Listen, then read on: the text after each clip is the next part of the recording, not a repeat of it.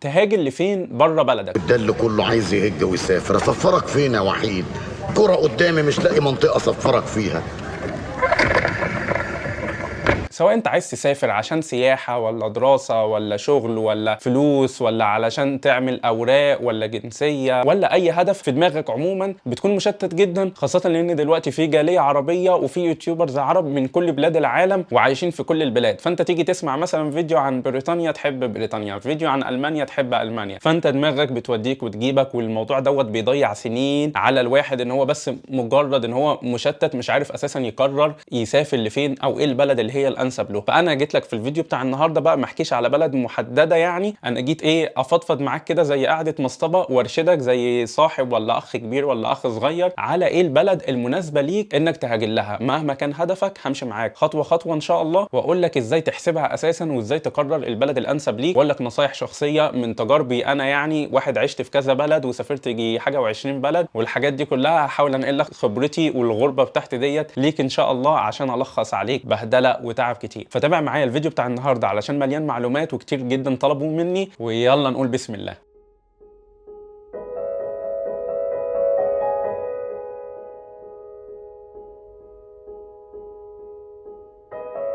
من اول الحاجات اللي لازم تحددها او تعرفها، وهي يعتبر اول خطوه ليك في السفر قبل ما تسافر عموما، انك تحدد البلد نفسها. المهم اول حاجه، السفر يا جماعه بيتقسم لانواع كتيره. لازما قبل ما تحدد انك تسافر تحدد انك عايز تسافر ليه، دي نقطه مهمه جدا. انا مثلا يعني سافرت عشان دراسه كمثال، في واحد تاني عايز يسافر مثلا البلد ديت علشان مثلا ياخد جنسيه، علشان مثلا عايز يعمل فلوس، فهو شاف ادم مثلا مبسوط في بلد سين فهو يروح يسافر بلد سين، وادم اساسا كان مسافر لسبب، وادم مبسوط ان هو اخد مثلا الهدف بتاعه بتاع الدراسه، وهو كان جه علشان مثلا يعمل فلوس فهو ما اتبسطش. او العكس، انا مثلا جيت عشان اعمل فلوس، هو جه حب يدرس هنا بس مثلا طلعت الجامعات مش كويسه ولا حاجه، او مثلا طلعت البلد دي مش بتدي جنسيه وهو كان مهم عنده ان هو ياخد اوراق وحاجات من دي، فممكن تتغرب وتروح ورا كلام ناس، والناس دولت ما كذبوش عليك ولا حاجه ولا نصبوا عليك ولا حاجه، بس هي الفرق ان هدف الناس كل واحد مختلف عن هدف التاني يعني. ففي اللي مسافر عشان دراسه ولا سياحه ولا حاجه. فاول حاجه انا مقسم لكم الفيديو دوت لفقرات كتيره وكل فقره لهدف معين. فنبدا مثلا على موضوع السياحه، وبعدين الدراسه والشغل والعمل الفلوس، برضو موضوع الجنسيه والاوراق، فامشي معاك ان شاء الله بالترتيب واحده واحده. فانت اول حاجه يعني تحددها بينك وبين نفسك، هو انت عايز تسافر ليه. ركز جدا ان وجهتك غير وجهه كل واحد، تمام؟ انت ممكن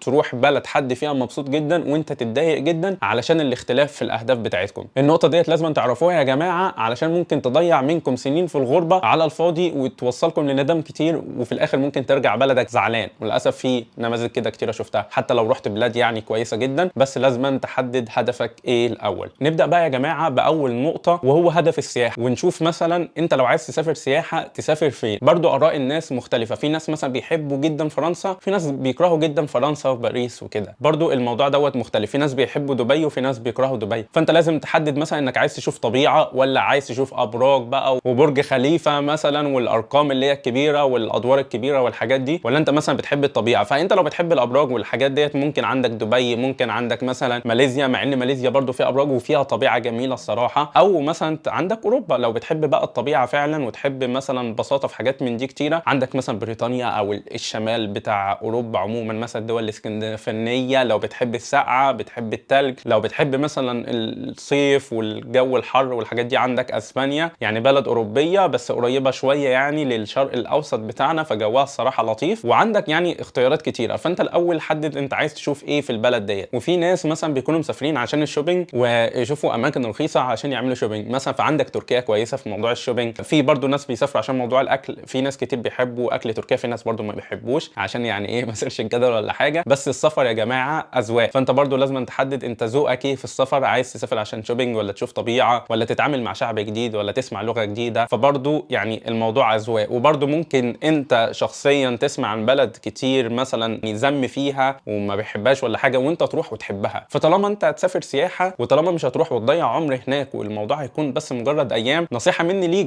جرب وخليك شجاع وروح بلاد كتيره. انا رحت بلاد مثلا في شرق اوروبا زي رومانيا وبلغاريا والحاجات من دي، وفي ناس كانوا قالوا لي انت هتسافر هناك وصربيا والحاجات دي، ده انت هيحصل صح. شفت عادي، شفت الشعب كان طيب معايا ومساعد وعجبني الاكل وثقافه الشعب طلعت مختلفه مختلفه عن ثقافه الغرب واوروبا والحاجات دي. فالصراحه يعني استفدت بتجارب، وهو السفر اساسا خاصه السياحه تجارب وخبرات. فنصيحه في موضوع السفر في السياحه، جرب بس الاول حدد وجهتك وحدد انت عايز تسافر عشان ايه، عشان تشوف الطبيعه ولا شوبينج ولا ابراج، ولا عايز تشوف اساسا قرايبك ولا حاجه. ندخل بقى لتاني نقطة وهو موضوع الدراسة. والنقطة ديت يا جماعة يعتبر بتعتمد اعتماد كبير، او انا رأيي الشخصي يعني ابنيها على موضوع الفلوس اللي تقدر عليها. لو انت شبه منعدم وعايز حاجات مثلا رخيصة جدا ولا الحاجات اللي هي المشهورة دايما، فعندك يعتبر مثلا تركيا، مع انها للاسف غليت كتير اخر فترة، تقدر تدرس فيها. عندك ماليزيا، عندك مثلا روسيا. البلاد ديت يعتبر اللي هي ايه، اسعارها يعني متوسطة شوية يعني مقارنة بالايه باغلب الدول. بس برضه خليك عارف ان البلاد ديت على قد ما هي يعتبر رخيصه مقارنه باوروبا والحاجات ديت، بس على قد ما للاسف هتحتاج ان اهلك يصرفوا عليك اغلب السنين، لان صعب جدا في البلاد ديت انك تشتغل وتصرف على نفسك. الموضوع يعني في ناس بيعملوه بس قليل جدا، فلازم تكون عارف انك هتفضل طول سنين دراستك هتكون محتاج مساعده من اهلك ولا حاجه. طب انت لا يا عم يا ادم، انا عايز اسافر واروح هناك واهلي بس يساعدوني في الزقه ان انا اوصل، وبعد كده انا عايز ايه اعيش واصرف على نفسي وافتح بيت ومش عارف ايه واتعايش واكون يعني حد ايه مسؤول. يعني دي حاجه جميله. طب ايه البلاد طيب اللي بتنصحنا فيها؟ مثلا عندك انصحك الصراحه بموضوع اوروبا. ميزه اوروبا موضوع الشغل فيها. مثلا عندك المانيا، انك تقدر تشتغل جنب الدراسه، تقدر تشتغل بارت تايم، تدفع مصاريف دراستك مصاريف معيشتك وكده. طبعا الموضوع مش بيكون سهل قوي، لا الناس بتتعب كتير وحاجات من دي، بس الموضوع ان هي امكانيه موجوده انك خلاص اللي هو تقول لاهلك شكرا وانا خلاص ان شاء الله اكون مسؤول على نفسي واشتغل واصرف على نفسي. وخاصه ان الدراسه في الجامعات الالمانيه رخيصه ويعتبر شبه مجانيه. لو عايز تعرف تفاصيل اكتر عن دراسه في المانيا هتلاقيني عامل عنها فيديو جامد جدا، هتلاقي الرابط هنا طالع لك برضو ايه من فوق. معلومه بس يا جماعه كده على السريع، انا لقيت ان اغلب اللي بيتفرجوا على الفيديو بتاعي بيكونوا مش مشتركين في القناه. انا عارف في كتير منكم بيتفرج وبينسى يشترك في القناه،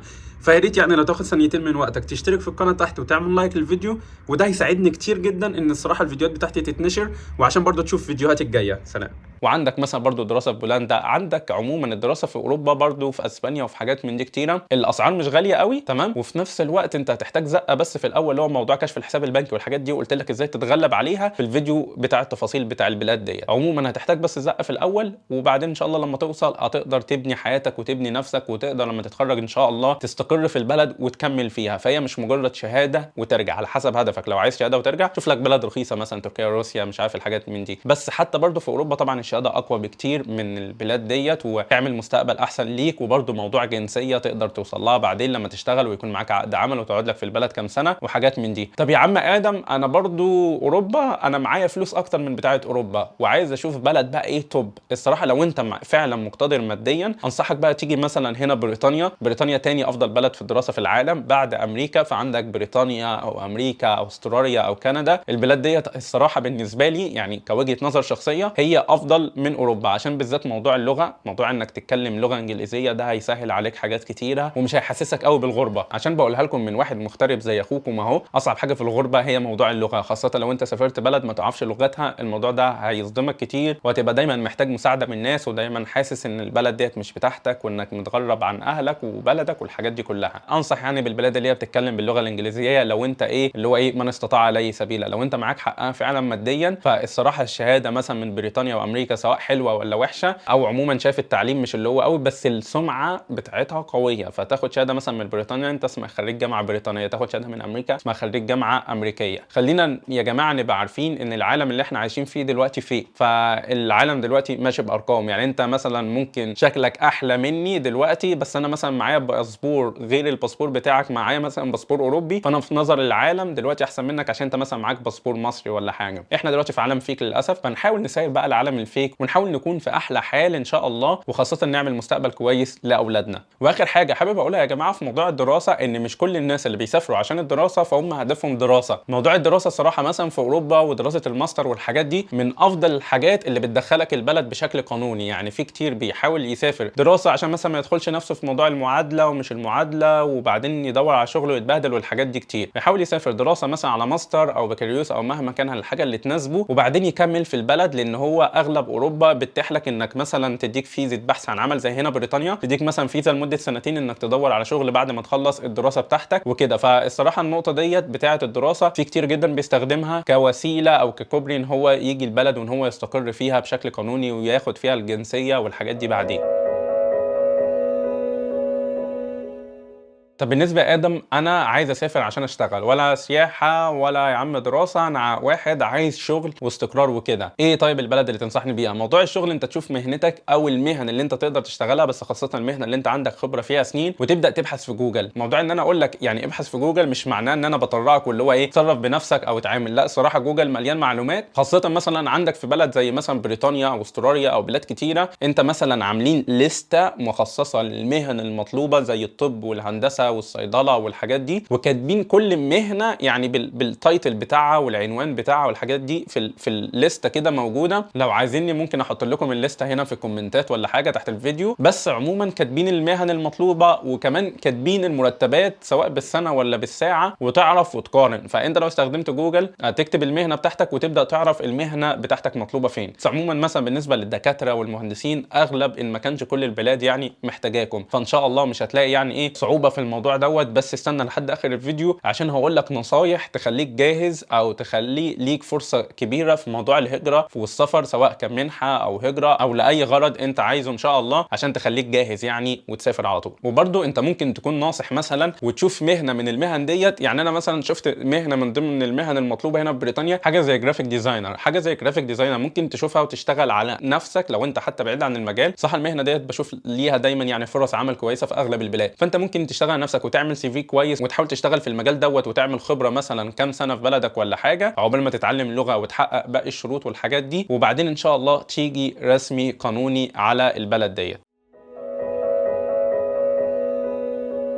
طيب تمام ديت يا ادم بالنسبه لموضوع الشغل. طب انا واحد عايز اعمل فلوس من الاخر، يعني انا واحد حابب افضل وسط اهلي وسط ناسي واصحابي والبلد اللي انا اتربيت فيها، ودي يعني نوعيه من الناس الكتيره، وعايز اسافر لي كام سنه اعمل لي فلوس ابني بيتي عشان اتجوز او علشان ايه اعمل مستقبل لولادي وارجع بلدي وكده. الصراحه الموضوع دوت يعني بقول لك فيه بطلاقه جدا اتكل على الله على الخليج. الخليج هو طبعا مش احسن حاجه وفيه بهدله كتير، بس هو ميزه الخليج ان هو فيه فلوس كويسه، حتى في بعض الاوقات لبعض المهن فيه فلوس احسن من اوروبا. بس عيبه انك طبعا مهما قعدت هناك مش هتاخد جنسيه وما فيهوش مستقبل بالنسبه للاوراق وكده. فهو احسن اختيار للي عايز يعمل فلوس وبرده عايز يفضل قريب لاهله، لان برده ايه الدول الخليجيه قريبه لمصر والدول العربيه وكده، فاللي هو ايه زيتنا في دقيقنا، وبرده هتقدر تعمل فلوس وبعدين ايه ترجع لبلدك. بس طبعا لازم تكون مجتهد واكيد الدنيا مش وردي يعني والحاجات دي، بس انا بتكلم على نظرات عامه، مش هقدر ادخل في تفاصيل يعني مفصله بتاعت كل بلد علشان الفيديو دوت انا بعمل لك بس ايه كفهرس كده او حاجه يعني ايه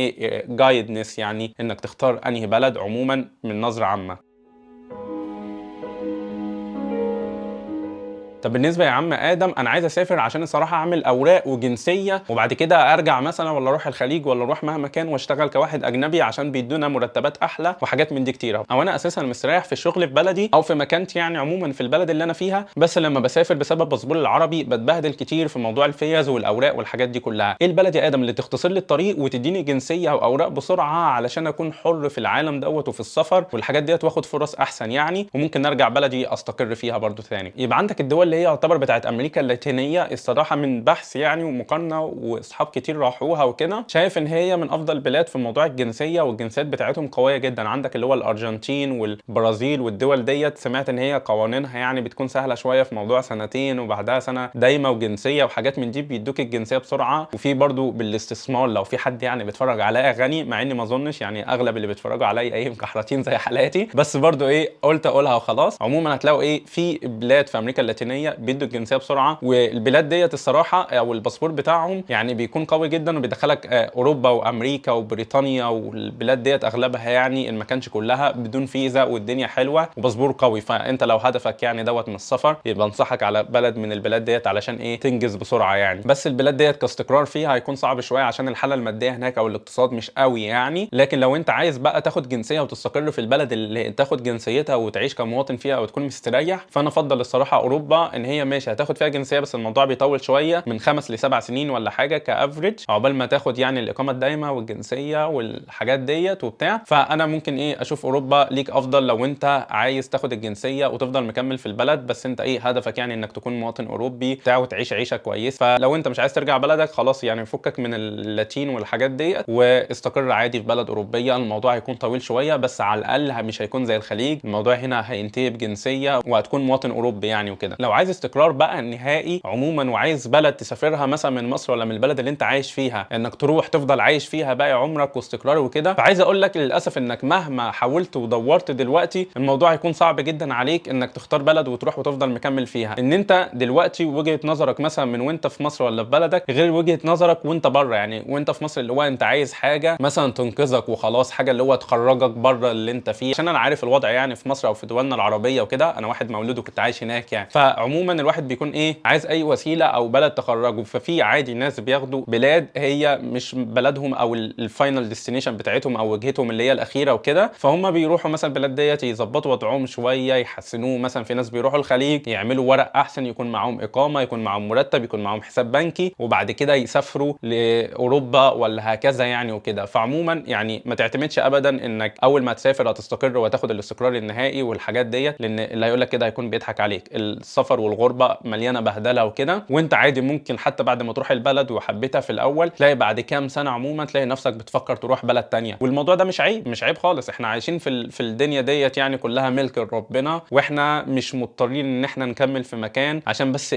لمجرد ان احنا نكمل فيه ولا حاجه. خليك دايما في المكان اللي يريحك. لو انت لقيت بلد جديده غير البلد اللي انت كنت موجود فيها او ديت هتريحك ومثلا بالنسبه لك ماديا ولا نفسيا ولا اي حاجه بالنسبه لك هي اهم، روح البلد ديت عادي. الدنيا دي قصيره فبلاش يعني نعيشها يعني بضغط وكره وحاجات من دي. عيشها يا عم بالشكل اللي تحبه ان شاء الله. وانا نفسي يا جماعه انا دلوقتي عايش في بريطانيا بقالي كام سنه مثلا، انا مش ضامن ان انا افضل مكمل حياتي هنا في بريطانيا. انا لسه مش مخطط ان انا اسيبها، بس انا برضو مش ضامن ان انا افضل هنا. وانا عادي يعني اوبن ان انا اروح مثلا بلد تانية ولا حاجه لما الاقي دوت احسن ليا او ده هيبسطني اكتر، او انا لما اتجوز ويكون عندي اسره. انا واحد دلوقتي لسه سنجل، ممكن لما اتجوز مثلا الاقي نظرتي بقت مختلفه اكتر، فالاقي مثلا ان انا بدور على الموضوع بشكل مختلف وكده. فدايما خلي البلاد كلها كاوبشنز متاحه قدامك، ودايما دور على الافضل ليك. ما تدورش انك تقلد حد يعني بعينه ولا حاجه. كل واحد زي ما قلت في اول فيديو له اهدافه في السفر المختلفه عنك يعني. فانت شوف اسبابك وشوف دنيتك، ودايما استخدم جوجل. والله يا جماعه جوجل فيه يعتبر يعني اغلب الحاجات اللي انتم محتاجينها. ان ما كانش بالعربي هتلاقوها بالانجليزي،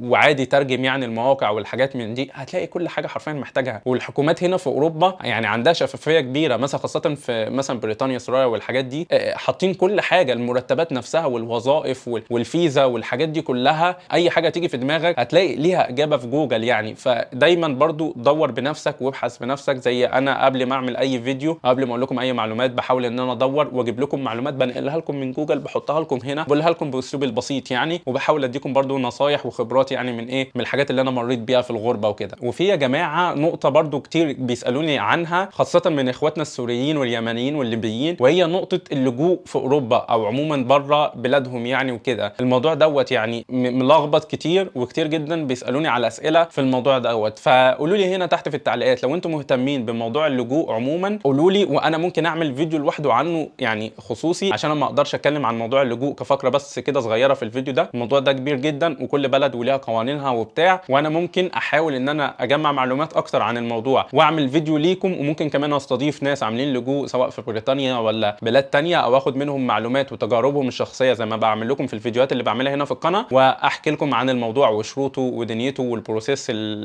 نفسه بتاعه عامل ازاي والحاجات دي. فقولوا لي تحت هنا في التعليقات لو مهتمين. بس كده يعتبر انا خلصت. بس حبيت اقول لكم بقى نصيحه اخيره، ان يا جماعه الغربه مليانه بهدله، وفي ناس كتير بيتغربوا وبيباتوا في الشارع فترات وبيعدي عليهم ليالي وهم هيموتوا من الجوع، وبيمروا بايام صعبه جدا وبالوحده، واوقات يكونوا مرضانين ومحدش يحس بيهم ولا حد حواليهم اساسا يعرفهم. والصراحه في يعني قصص سوداويه كتيره برضو ورا موضوع الغربه. خليك عارف انك برضو الباكج مش هتاخدها كامله، ومش هتلاقي الدنيا دايما حلوه. بس حاجه انا اتعلمتها من الغربه، انك دايما اي قرار هتاخده في حياتك مش هيكون وردي ولا هيكون اسود قوي يعني، ولا ده ولا ده. دايما اي قرار هتاخده هتلاقي فيه عيوب وفيه مميزات. فالانسان العاقل او ده اللي انا اتعلمته، انك تجيب ورقه وقلم وتكتب مثلا الطريق اللي انت عايز تاخده ده مميزاته تكتب المميزات وتكتب العيوب، وفي الصفحه اللي قصادها تكتب الطريق التاني اللي انت برضو محتار ما بينه، ده مميزاته وده عيوبه، وتشوف اللي كفته تربح هو دوت الانسب ليك. بس لازم أن تكون عارف ان كل طريق مليان عيوب ومليان صعوبات، ومفيش دنيا وردي ولا خليج ولا اوروبا ولا امريكا ولا بريطانيا ولا حاجه، بس برضو كل بلد وفيها مميزات كتيره، وممكن لما تسافر وتعيش في اي بلد فيهم تاخد عيشه افضل من اللي انت كنت عايشها في بلدك. وعموما اشترك هنا في القناه وتابعني على طول، عشان انا بعمل فيديوهات من بلاد مختلفه وبحكي لكم ايه الطرق والفيز والاوراق المطلوبه عشان تيجوا تستقروا في البلاد ديت، واحكي لكم على فرص كتيره سواء منح او فرص هجره او كده. وعموما برضو اخر حاجه حابب اقولها لك في الفيديو دوت، انك ما تنساش تتعلم لغه انجليزيه او اللغه بتاعه البلد اللي انت رايحها. بس انت دلوقتي لو قاعد ولسه مش ماشي في طريق اي بلد، اتعلم لغه انجليزيه، هتفرق معاك كتير جدا في موضوع هجره، في موضوع سفر، في موضوع منحه، في موضوع حاجات من دي كتيره، هتفتح ليك ابواب كتيره الصراحه، وهتعلم منك كتير. يعني اتعلم لك ايلتس مثلا ولا تويفل ولا اي اختبار، اعمل الاختبار وخلي معاك الدرجه، حتى لو بقت اكسبايرد يبقى اعمله تاني ولا حاجه لو انت ما سافرتش خلال الفتره دي. بس عموما الموضوع اللغه بيفرق معاك جدا في موضوع السفر. وبس كده يعتبر انا خلصت، واستنوني ان شاء الله في فيديوهات جديده هنا على القناه او على الصفحه هنا بتاعه الفيسبوك، وبمواضيع مختلفه عن موضوع السفر ان شاء الله. واكتبوا لي برده هنا تحت في التعليقات لو في نقطه او بلد عايزين نتكلم عنها، او نقطه مثلا عايزين تعرفوها عن بريطانيا سواء دراسه ولا شغل ولا اي حاجه، او موضوع فيديو عايزيني اعمله مخصوص ان شاء الله. انا ببص على التعليقات حتى لو ما قدرتش ارد عليها كلها، بس انا باخد نوتس يعني وبكتبها قدامي من ضمن الفيديوهات اللي انا اعملها ان شاء الله. وبرده يا ريت ما تنساش تعمل لايك للفيديو دوت، عشان الموضوع بيفرق كتير جدا يا جماعه، وبيساعد على انتشار الفيديو وان الفايده دي توصل لناس كتيره. وبرده تابعني على حساباتي على الانستجرام والفيسبوك مثلا لو انت عايز بقى ايه تشوف تفاصيل حياتي مثلا في بريطانيا، الحاجات اللي انا بعيشها اليوميه، شكل الفيو، صور من البلد، فيديوهات، ريلز وحركات جامده كده. هتلاقي الرابط بتاعي هنا في صندوق الشرح، او انك تستخدم اليوزر نيم دوت ان شاء الله، وهتلاقي حساباتي الشخصيه يا عم. وممكن ان شاء الله كمان ابقى افتح معاكم لايفز، عشان لو عندك اسئله تقولها لي لايفز وارد عليكم واتفاعل معاكم ان شاء الله. السلام عليكم ورحمه الله وبركاته.